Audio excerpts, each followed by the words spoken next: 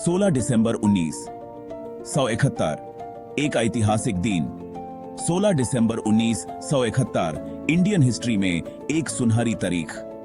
इस दिन पाकिस्तानी आर्मी ने इंडियन आर्मी के सामने आत्मसमर्पण किया। यह सिर्फ एक मिलिट्री हार नहीं थी, बल्कि अन्याय और उत्पीड़न के खिलाफ मानवता की जीत थी। इस दिन एक नए नेशन बांग्लादेश का जन्म हुआ।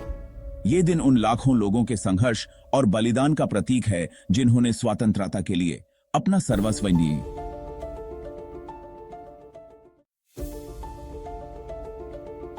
उन्नीस के युद्ध को समझने के लिए हमें इतिहास के पन्नों को पलटना होगा। 1927 में भारत के विभाजन के साथ ही पूर्वी और पश्चिमी पाकिस्तान का जन्म हुआ। भाषा, संस्कृति और भूगोल के आधार पर विभाजित पूर्वी पाकिस्तान हमेशा से ही उपेक्षित रहा।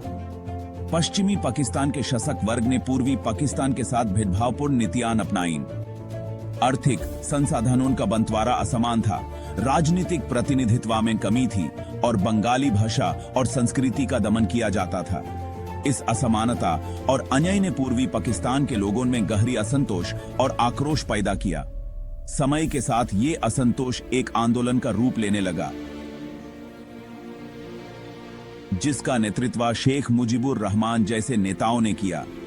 यह आंदोलन पश्चिमी पाकिस्तान के शासकों के लिए एक चुनौती बन गया, जिसके परिणाम स्वरूप क्रूर दमन और हिंसा का दौर शुरू हुआ। पश्चिमी और पूर्वी पाकिस्तान के बीच असमानता केवल राजनीतिक नहीं थी, बल्कि यह आर्थिक और सामाजिक जीवन के हर पहलू में व्याप्त थी।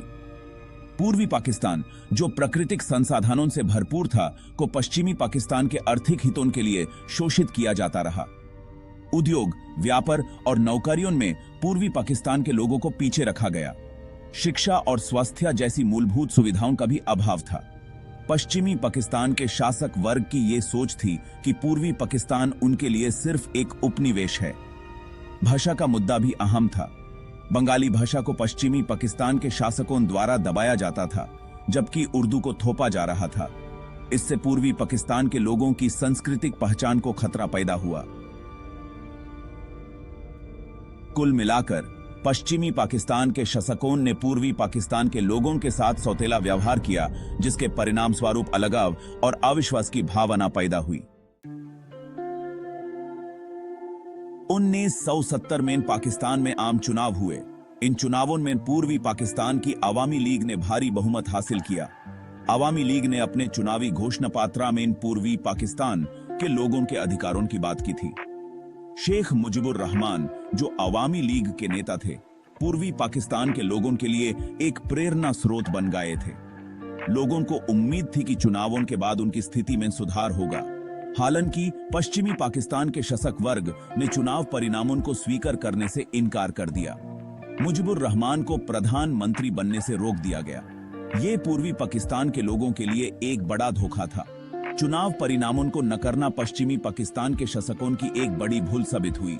इससे पूर्वी पाकिस्तान के लोगों में आक्रोश और बढ़ गया और उन्होंने पूर्ण स्वतंत्रता की मांग शुरू कर दी। सेक्शन 5, ऑपरेशन सर्चलाइट, दमन का एक भयंकर अध्याय। पश्चिमी पाकिस्तान के शासकों ने पूर्वी पाकिस्तान में स्वतंत्रता आंदोलन को कुचलने के लिए क्रूर दमन का सहारा लिया। 25 मार्च 1971 को पाकिस्तानी सेना ने ऑपरेशन सर्चलाइट के तहत पूर्वी पाकिस्तान के निरहत्थे लोगों पर हमला कर दिया। इस ऑपरेशन के तहत हजारों निर्दोष लोग मारे गए, लाखों लोग बेघर हो गए और लाखों लोग भारत की सीमा पार करके शरणार्थी बन गए। पाकिस्तानी सेना ने विश्वविद्यालयों, अस्पतालों और धार्मिक स्थलों को भी निशाना बनाया। बंगाली बुद्धिजीवियों, डॉक्टरों, शिक्षकों और पत्रकारों को चुन चुनकर मारा गया।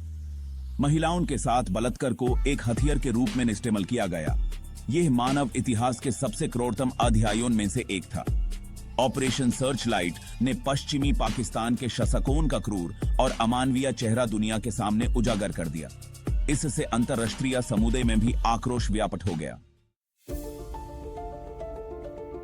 सेक्शन 6, मानवीय संकट, भारत पर शरणार्थी संकट। पाकिस्तानी सेना के अत्याचारों से बचने के लिए लाखों बंगाली लोग भारत की सीमा पार करके शरणार्थी बन गए। ये भारत के लिए एक अभूतपूर्व मानवीय संकट था। शरणार्थियों की भारी संख्या ने भारत के संसाधनों पर भारी दबाव डाला। भारत सरकार और लोगों ने इन शरणार्थियों को भोजन, कपड़े, दवाई और आश्रय प्रदान करने के लिए हर संभव प्रयास किया। भारत ने अंतर्राष्ट्रीय समुदाय से भी मदद की गुहार लगाई। हालांकि पश्चिमी देशों ने इस संकट में भारत का साथ नहीं दिया। भारत सरकार और लोगों ने अपनी सीमित क्षमता के बावजूद शरणार्थियों की सहायता के लिए हर संभव प्रयास किया। ये भारत की मानवीय संवेदनाओं और नैतिक जिम्मेदारी का प्रतीक था। भारत ने साबित कर दिया कि वो मुसीबत के समय अपने पड़ोसी देश का साथ देने से पीछे नहीं हटेगा।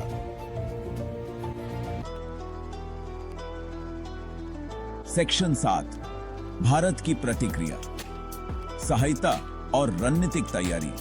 भारत सरकार ने शुरू से ही पूर्वी पाकिस्तान के लोगों के संघर्ष का नैतिक समर्थन किया। भारत ने अंतर्राष्ट्रीय मंचों पर पाकिस्तानी सेना के अत्याचारों की निंदा की और शांतिपूर्ण समाधान की मांग की। हालांकि जब पाकिस्तानी सेना का अत्याचार बढ़ता गया और लाखों शरणार्थी भारत आने लगे, तो भारत सरकार को हस्तक्षेप करने के लिए मजबूर होना पड़ा। भारत ने मुक्ति बाहिनी को प्रशिक्षण और हथियार प्रदान करके उनका समर्थन किया। मुक्ति बाहिनी बंगाली लोगों की एक गेरिला सेना थी जो पाकिस्तानी सेना के खिलाफ लड़ रही थी। भारत ने अपनी सेना को भी युद्ध के लिए तैयार किया। भारतीय सेना के तत्कालीन प्रमुख जनरल सम मानेकशॉ ने एक ऐसी रणनीति तैयार की जिससे पाकिस्तानी सेना को कम से कम समय में परास्त किया जा सके। यदि सेक्शन 8, युद्ध की लपटें, भारत का निर्णायक हस्तक्षेप। 3 दिसंबर 1971 को पाकिस्तान ने भारत पर हमला कर दिया। इसके जवाब में भारत ने पाकिस्तान के खिलाफ युद्ध की घोषणा कर दी। भारतीय सेना ने तीनों मोर्चों पर, जमीन, हवा और समुद्र पर पाकिस्तानी सेना को कड़ी टक्कर दी। भारतीय सेना ने पूर्वी पाकिस्तान में बिजली की गति से आगे बढ़ना शुरू कर दिया। मुक्ति बाहिनी ने भी भारतीय सेना का भरपूर साथ दिया। पाकिस्तानी सेना भारतीय सेना और मुक्ति बाहिनी के संयुक्त हमले का सामना नहीं कर सकी। भारतीय वायुसेना ने भी पाकिस्तानी सेना के ठिकानों पर भारी बमबारी की। भारतीय नौसेना ने भी समुद्री मार्गों पर अपना नियंत्रण स्थापित कर लिया।